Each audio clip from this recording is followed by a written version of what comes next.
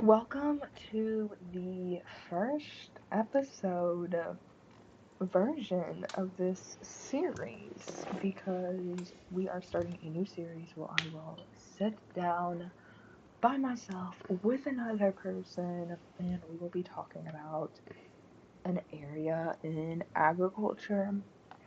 For this first little bit, I'm planning on keeping it sustainability, urban agriculture, or issues in ag/hot ag news. And today I chose that we were going to basically talk about the New World Screwworm. For most of this video, I will be talking about calling it a screwworm, not New World Screwworm, because even for me, that's too That's much too of a many. Yeah, mouthful. that's too many words. It's too many words. I mean, I like to talk, but like that's a lot of words, and I have to have other words I can say. Um, yeah, in the future, maybe you'll see it going into hydroponics, aquaponics, aeroponics, the big ones.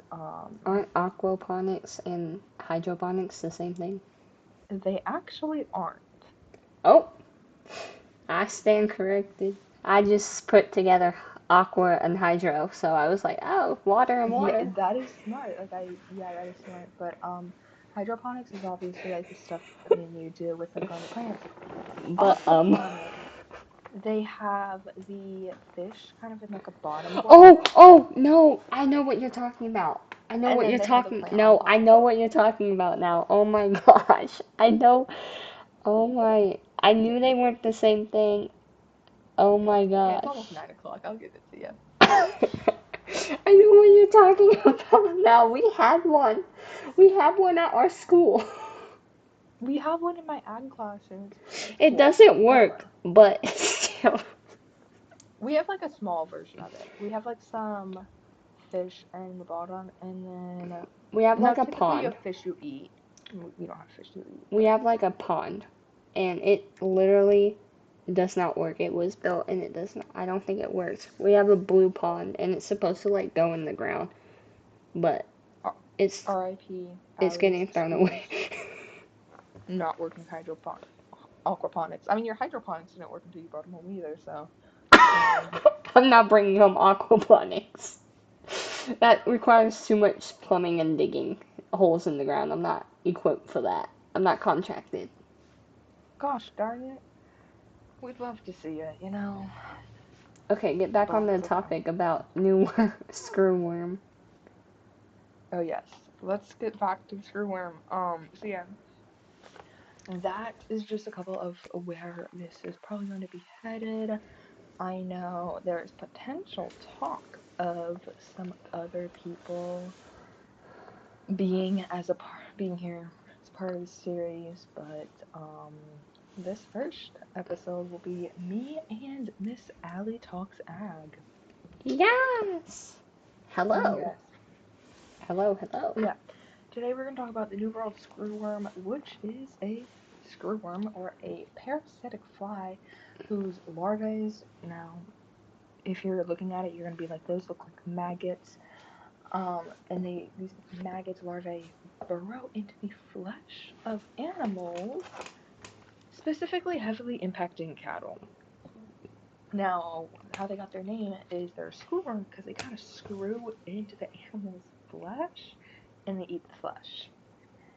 This will start with a small wound, and as it could be like a small scratch or a larger wound from an injury, and the female fly will lay eggs in this wound, and then as the eggs hatch, they kind of screw into the flesh and begin feeding on the live tissue, which will eventually cause the wound to enlarge and deepen, not only leading to infection, but this literal parasite feeding on this animal will cause a couple of signs of this infestation, which will include this bloody and light colored drainage coming from the wound. As I said, the wound Ew. will rapidly enlarge with this heavy presence of maggots and reduced appetite and foul odor, as well as since this animal literally has a parasite feeding on its tissues, the animal is going to begin to act irritated and show visible signs of discomfort.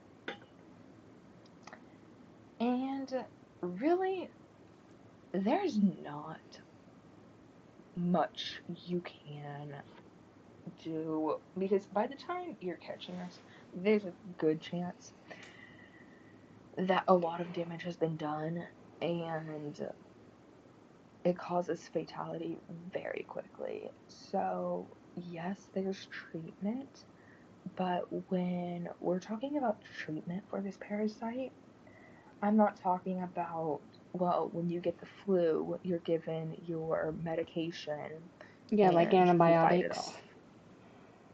We're talking there's treatment if you catch it extremely early on, and there's a good chance your animal will be okay. This parasite and its infestations are extremely deadly because normally with most parasites, fleas and ticks and just the normal parasites that you typically hear people talk about with those are external. Now, when we're talking about internal parasites, yeah, there are a lot of other ones, um, like worms specifically, that are not going to kill your animal.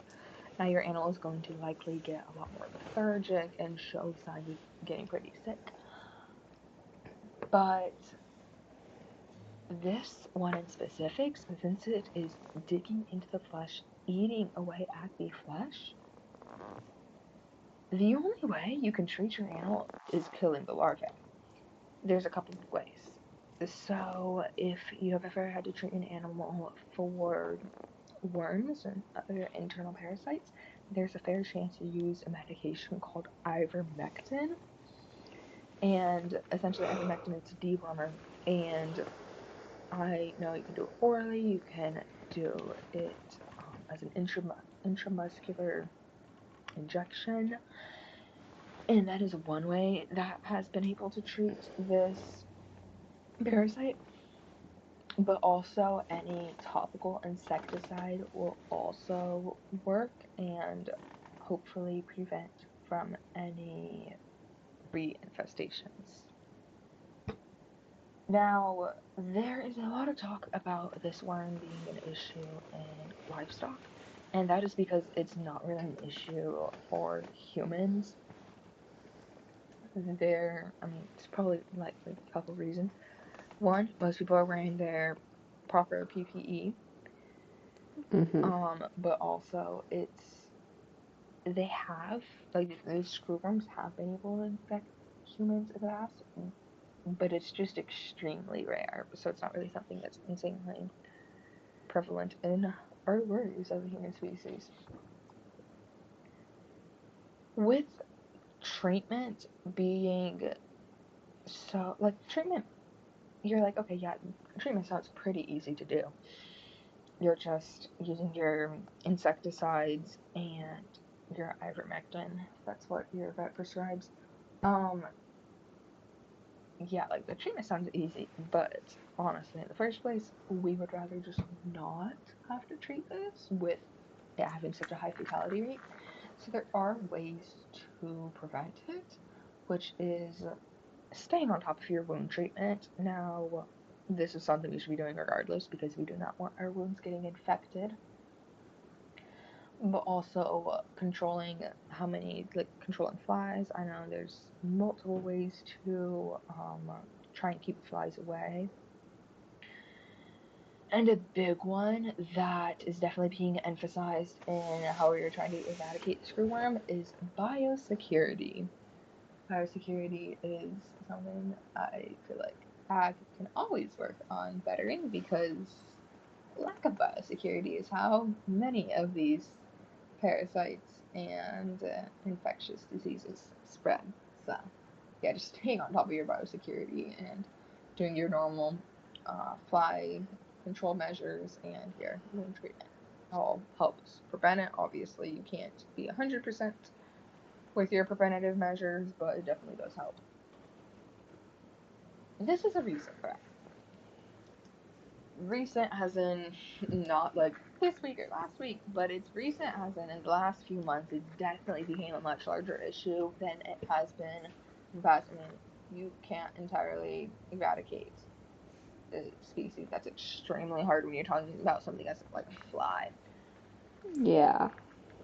But this was an issue back in the 1800s when it like first started to become an issue. But one of the most recent outbreaks that has taken a toll on the United States was in the 1960s. All the way back in the 60s is when we were last dealing with this as a United States security issue, and we were just working to eradicate it. More recently, in the last few months, this worm has been spreading from Central America, where it essentially originated from, in this case, and it's starting to spread closer and closer to the U.S. border. Back in May, when we first closed our borders due to this worm, um, it was, I want to say, 400 or 500 miles away from the southern border. And in the most recent border closures, it has been as close as 370 miles from Wow. reports we have. And so this is prompting concerns from the USDA because if this reaches the United States, very detrimental costs. And then, of course, preventative measures because that is the best way that we can kind of help protect our livestock and just our economy. So, I'm going to start with kind of the first closure, but not as recent. Well, the recent one, not the current one. May 11th, the USDA did a closure due to an outbreak being detected about 700 miles from the southern border. Now, we closed the southern imports, or the southern ports, to trading any livestock. Specifically, the livestock that we were looking at not coming into the United States was cattle, bison, and horses. And so that's kind of just what we did because we are seeing specifically cattle, and when we're looking at cattle being the main host for this, the other species of horses and bison kind of coincide with cattle. Like more recently, we're seeing a movement of people in the Dakotas, Wyoming, Montana area who used to do cattle ranching maybe are looking into bison. And so, since they are in such similar areas, just due to how I mean, they're not similar animals by like that much, but they are fairly similar enough that people kind of just ranch them in similar areas. But also, horses are used in both operations, just as animals that are either people just have recreationally or that people use because people still use horses on cattle ranches. Believe it or not, that's still a thing. We don't just see it in movies. Oh, It's real life. So yeah, we closed any trade into the United States of cattle, bison, and horses. Now, as the earliest that we figured we could reopen these ports was on June 30th. So this is about almost 2 months of just having these ports closed because of this outbreak. And on June 30th, we did not just fully resume trade. We did a kind of just slow process of starting to get trade back up. And on July 9th, there was an outbreak reported in Mexico, 370 miles from the southern border. Now, this was something that raised alarms not only because it is so much closer than the previous outbreak, but that this is 160 miles north of Mexico's sailfly barrier. As I said earlier, this fly originated from Central America. So this didn't even originate in Mexico. So what they did was they created a stale fly barrier using these sterile male flies because the best and really the most effective way to eradicate these flies is by using sterile flies, and that essentially will, as they are commingling as flies do, I guess, um, they will just not be able to reproduce, and we get rid of the flies. And so that's the big way we used it in the 60s. We're using it again now. Mexico did that. They created a line of sterile flies, and somehow, some way, 160 miles north of this sterile fly barrier is where an outbreak happened. Okay. And so basically that was the whole thing. So yes, and down further in Central America, this is very much still an issue. It will continue to be an issue. But 370 miles from our southern border, 160 miles north of Mexico's sterile fly border, there was an outbreak. And this is when, on July 9th, we decided to close our border because we don't want any of that coming in. So once again, we stopped any livestock trade of cattle, bison, and horses. Yeah. And we are working with we, as in the USDA and Mexico, are working together to eradicate this fly. Well, the work that is being done is releasing 100 million flies each week. And I mean, this just sounds like a substantial amount. And I feel like people are like, okay, that might seem ever so slightly overkill because you're like 100 million flies each week. Like that is a lot of flies. Um, Yeah, that's 400 a month. 400 million but a month. it's not just us doing this for no reason. It's literally us doing this because if these flies got to Texas alone, okay, say in some perfect world, we were able to put Texas in a dome or whatever, and it just affected them, $1.8 billion would be lost if this outbreak occurred solely in Texas. Now, Texas, their cattle, huge in cattle, right? So they're constantly trading with other states. So it's not only going to hit Texas with almost $2 billion of a hit, but it's going to hit other states, and we really don't want that. And so yes, that's why the USDA is making this move to help Mexico try and eradicate it, because we are not just helping one of our ally countries get rid of this fly. We're Hmm. helping prevent us having food insecurity, because like if we don't, we're gonna have issues. Like it's not only just the cattle industry, like it can spread to horses, right? And a big way that this can happen is since horses at times can be in contact with each other. Yeah, no, we're gonna have to deal with all sorts of stuff with it spreading from one horse to another, and then that's not fun, and then it can spread to cattle ranches, and we don't feel, quite honestly, I don't think anybody feels like having to deal with eradicating a fly Yeah, in the no. United States. Yeah, Like no. at this moment, like that's not in my desires. That's not in my near future plans, no. Right? Like you don't want to be dealing with a fly. Yeah. Um, So, so yeah, it's, as we can see, now I'm gonna use the bird flu as kind of an example.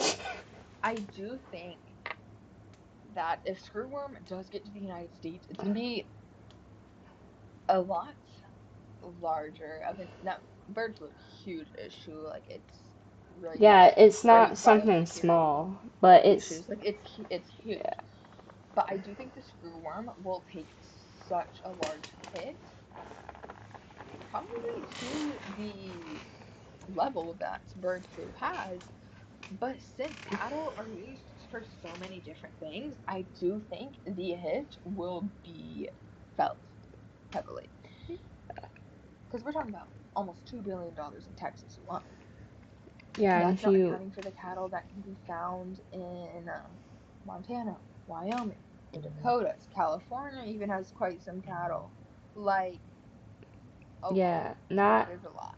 So, yeah, it would, so many other states. I mean, in almost every state, there's some level of a beef industry or a cattle industry. So it's going to be felt on not just Texas with their almost 2 billion inhabitants, but every state. So, I mean, if we're just talking about it getting to California, California has a huge dairy industry, enormous dairy industry. a lot So of if you hit to the cheese. dairy cattle in California, that's going to take a huge hit on Yeah, dairy in general, the dairy supply. Like, because if we're thinking about it, this worm is not like bird flu. These animals are getting sick. We have to kill them because that's the only way you can actually get rid of it being in your herd is by killing off all the animals that have the flu, the bird flu. But this parasite alone is just killing all the animals that it's in. And so it's not just like, okay, we're gonna do the best we can to keep it away from each other. Like, it's a fly, so it can travel quite easily. Um, mhm, and so it's just like I could see the spread of it because if we're talking about bird flu, if we are doing the best we can and enacting biosecurity measures to the max, we can help try and slow the spread. You can't obviously stop the spread entirely, and we can try our very hardest, but it's not always ideal to stop the spread I feel entirely. like at this point you're gonna like scare the viewers into like hiding at that point because Yeah, but thing is, since it's a fly, flies can travel. Like, it's biosecurity can't be our big way to halt it. yeah, Now, biosecurity can help a whole lot, but biosecurity alone with a fly, I do not see it being able to completely stop it. yeah. So it's Now, not just going to hit Texas. I think um, California would face a similar hit, close to the mhm. 2 billion, if not maybe potentially even more. Um, Yeah, and to touch on that economic issue, a lot of byproducts and secondary products are from cattle that we use in everyday life, and even like modern medicine has some like cattle byproducts in it as well.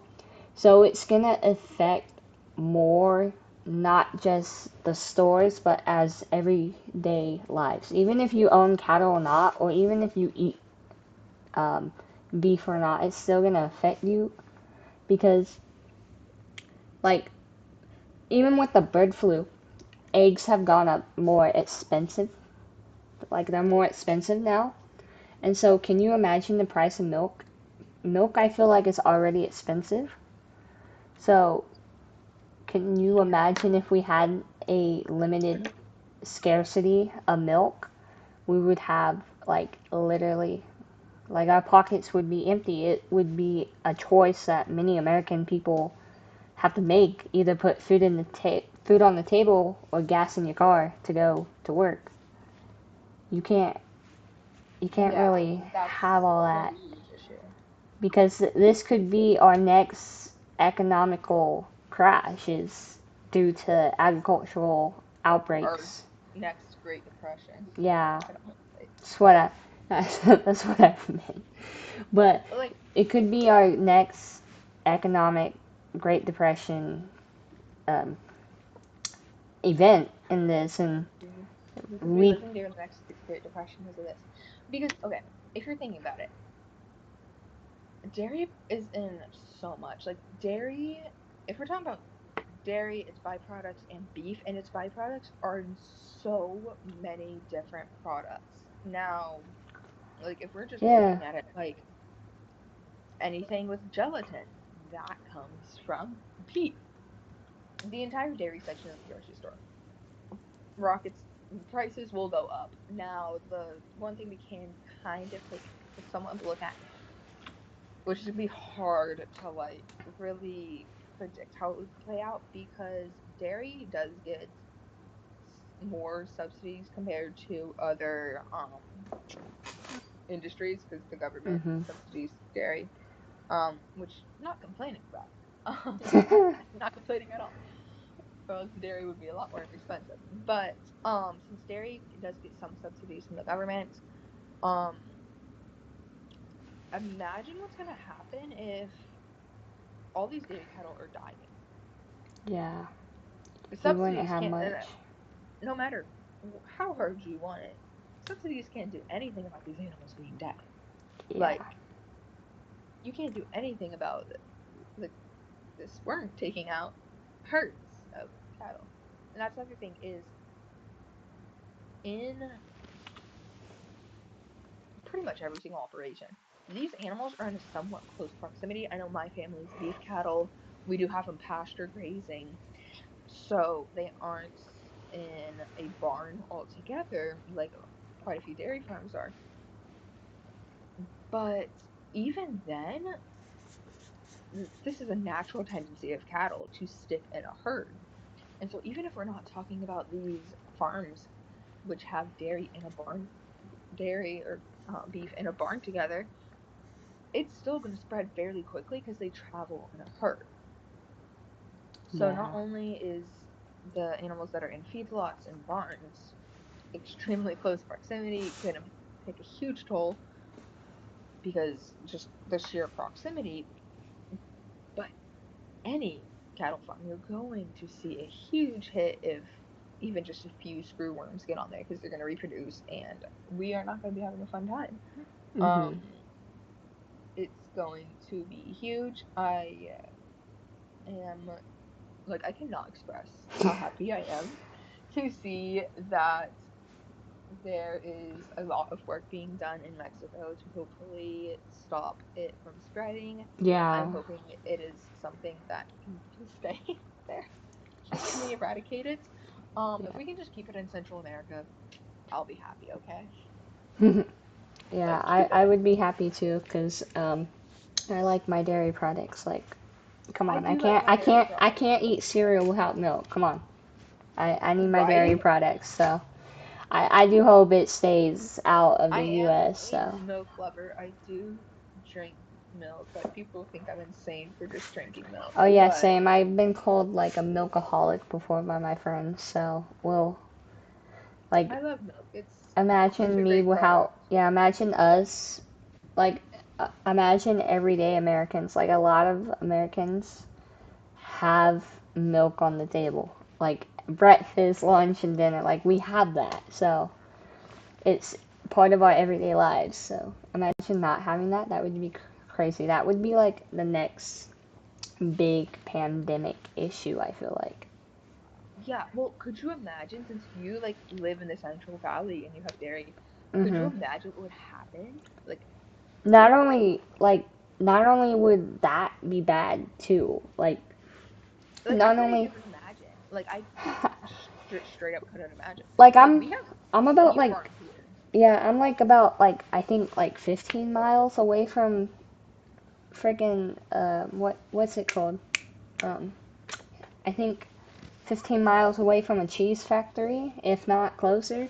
Like literally, if you walk outside my house and you take the first street you come across and you turn right, there's literally cows on the farm next to me. So on the Right? pasture. Well, and then So with my family having cows, I feel like that's something that adds a certain level because I'm like, oh, well, like, my family's cows. Like, my yeah, boatload so of cows. I come yeah, so it's obviously different from like I guess you and I could talk about different point of views because you're not from the Central Valley, but I am.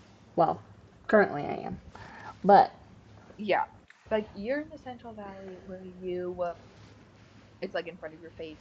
Me, for a very 24/7. much part of my life, I lived with my family that had beef cattle, and so I was hugely involved in that. Even now, like I still hear about it. Like for a large part of my life, my family was Yeah, dependent on the beef business to survive. yeah, I couldn't imagine because, yeah, it would affect us greatly economically, but also, like, personally, like, a lot of people, it is their only source of income Yeah, for a lot of people, and it's also a lot of people's hobbies. So, not only are we going into an economical depression, we could also be facing a more character, like, personal depression because, like, to be honest, everyone needs a hobby or two to keep them, like, at peace at mind, I feel like. So if you take their hobby away without having anything to either replace it or to help keep it, it would be like a madhouse. Like, everyone was freaking out about COVID-19 in general. Could you imagine, like, if we had no beef cattle left? Or at least if we had like, small or at amounts of least beef had cattle? significantly smaller herds. Yeah, like, everyone would be fighting over that. Everyone else was fighting over, like, toilet paper during COVID-19. Like, imagine having to fight over a gallon of milk that costs like $50 now because of the fact that we don't Like a have gallon enough. is gonna cost like $15. Like, oh my god, no, let's please not. Like this is actually, I'm gonna go to bed and I'm gonna have a nightmare about this, and it's awesome. I know, like, after this, I'm gonna go drink a glass of milk, appreciating every sip of that. So, It's gonna be a lot of fun. I don't know. Like I really do think some of the measures that are being taken are going to do very well, and yeah, I also hope, like, they do well yeah. as well, I mean, because, last time we saw the outbreak eradicated pretty much for the most part. Because essentially, how the USDA will determine whether or not to open back up the borders is by are we seeing a significant amount of progress. yeah, And so last time it took about like a month and a half, almost. It was between a month and a half, 2 months, to see enough progress in order to open up the borders again. I feel like that's pretty quick, though. That is, I'm happy with that time frame. Like as someone, like yeah, I'm happy with that time frame. I'm Like I'm not pretty, upset. I'm pretty, like, loving that timeline, too, because I feel like it's very fast. Like, I remember when the bird flu was still a big thing, and it is still a big thing, but when it was first coming along, like, there was really, like, no time to either adjust for it or try to come up with a solution that's not killing animals.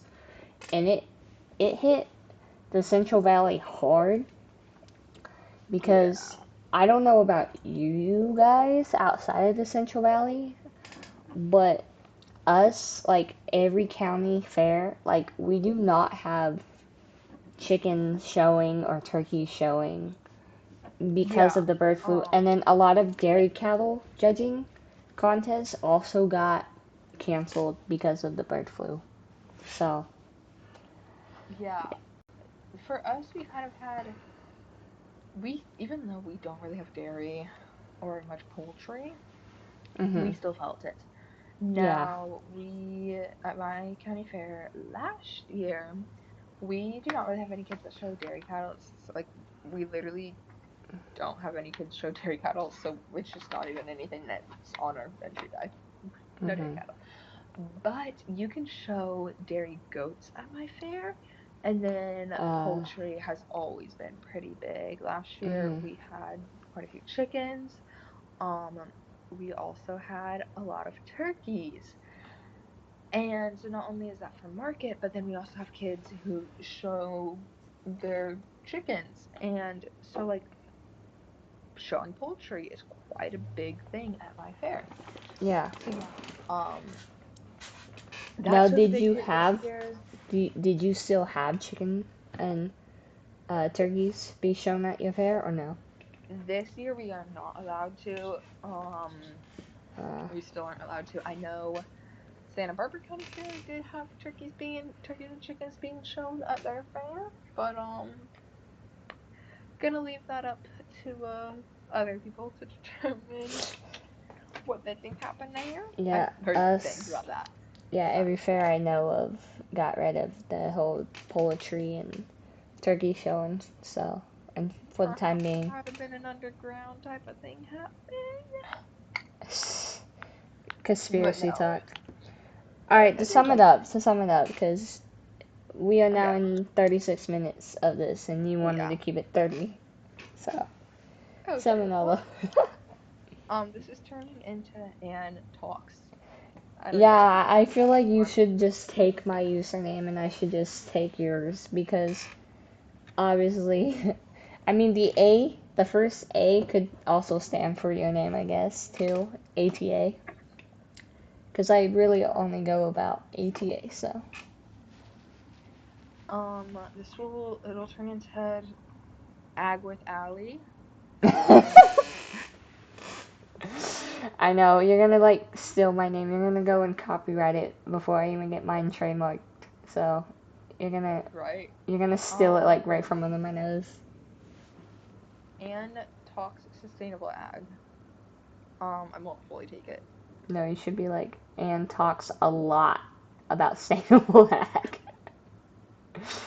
A I lot is feel capitalized, guys.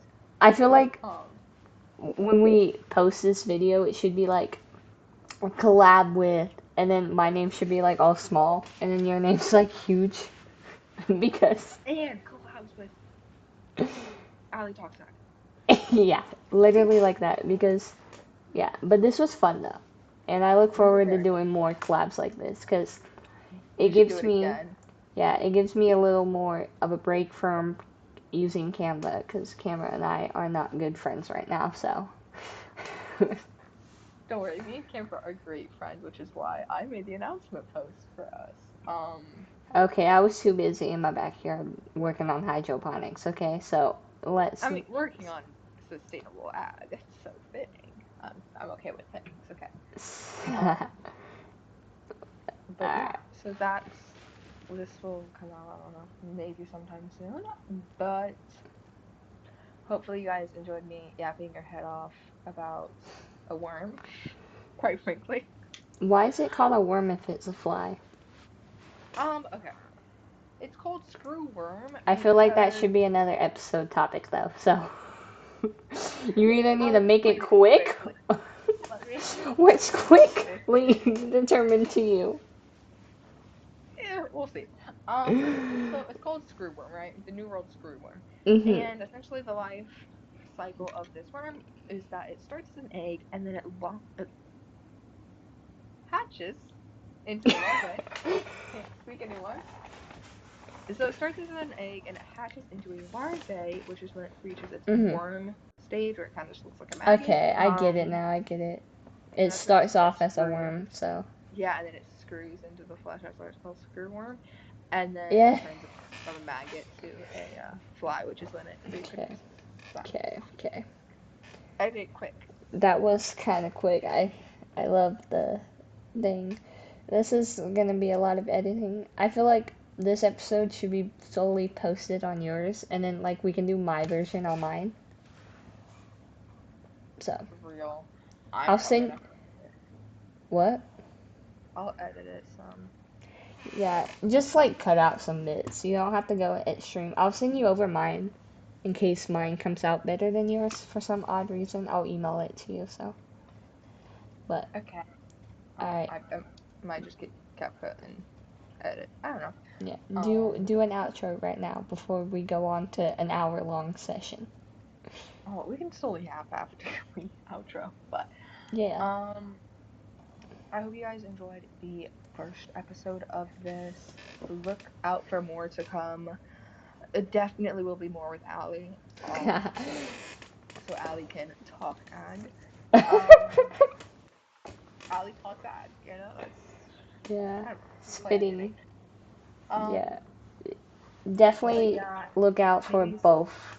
For yeah, both of us will be talking ag more often now. But also maybe some. other people will be featured Ooh. on here. Maybe If we you're on can my do live, a maybe we can you do a might be one of my trilab. favorites. Maybe we can do like a triple collab with like 3 people. You know? Ooh, a triple collab. We Yeah. should all have to do like an elevator speech of our own issue, and that should be our triple collab. Yeah. Who will triple collab with?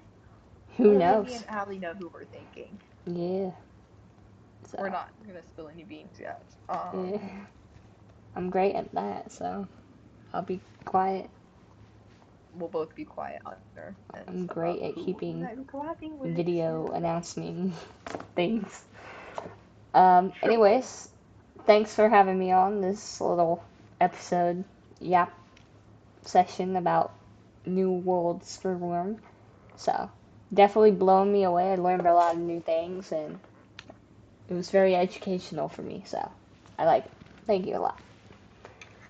You had a break from your plants. I'm glad to give it to me. Yeah. All Don't right. act shocked. Don't act shocked. Um,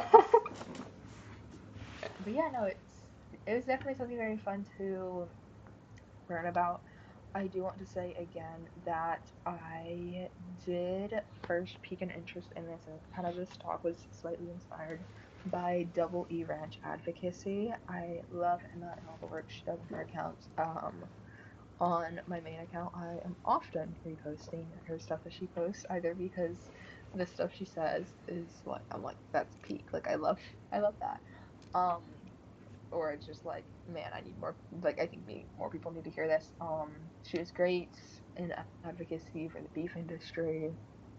She covered a lot about this parasite earlier this month and June, back in May.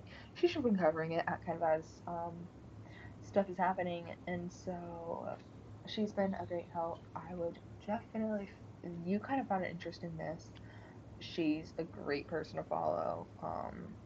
She does great things. I love her account. So yeah. But yeah, we shall see. You guys don't know what we'll be doing next. Um, do I know? No. Maybe. No, I kind of do. Oh. I am very type B, but I do know.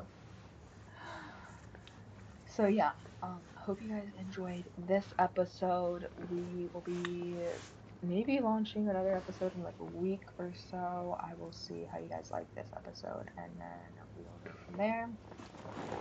I will be hitting fair pretty soon, so that'll be a challenge. But Yeah.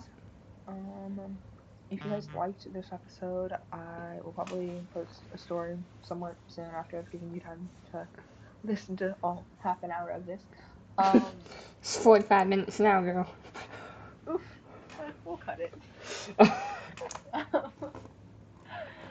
But yeah, after you guys have watched the video, I will launch a Google Forms or something on my story to see how you guys liked it. If you guys would like to see more, obviously in the future, I do plan on covering more sustainability and urban farming type topics, and maybe you guys will like those. I know urban farming and that sort of stuff is something I've been planning to cover for a while. Just I've been too type B and Okay, say busy. goodbye to the viewers. Say goodbye before Okay. you start. I hope you guys enjoyed this. Um, until next time, this will be our goodbye. Bye.